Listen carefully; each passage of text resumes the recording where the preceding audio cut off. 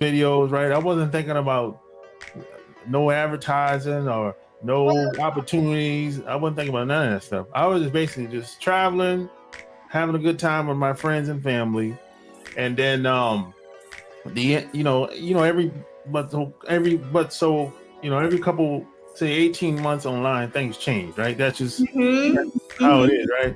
But when things change, all of a sudden it became I started meeting other people, and they said, "Hey, you know what?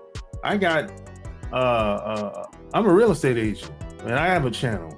And then some people said, "Hey, I got this business opportunity," and that's when I was like, I wasn't even thinking like that. I'm just having a good time, and then I started getting the emails and with all these opportunities, right? And so that's when, in my mind, oh, okay, I can actually make money doing this. So when did that shift happen for you? So Lopez, this is an interesting thing that's very unique and probably unrelatable in a lot of ways in my story. Because it's so interesting because entrepreneurship has like just blown up, right? Like it was never what it is like now. No. And I've actually had a lot of girlfriends who have become entrepreneurs like in the last couple of years, who are in the corporate space and left and all of that.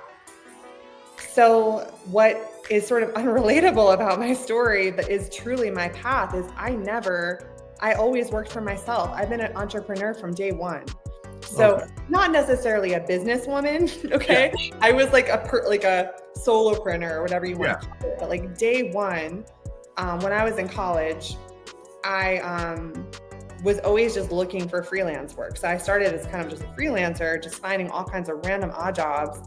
And it came a time like in 2009 when I graduated, it was like a really, not a great time to enter the workforce because it was the crash and a lot of uncertainty. And I also was an art major. So it was like, what am I going to do? And all my professors said, like, you should go to Shanghai and work for like an artist in Shanghai. Like a lot of people were going to China.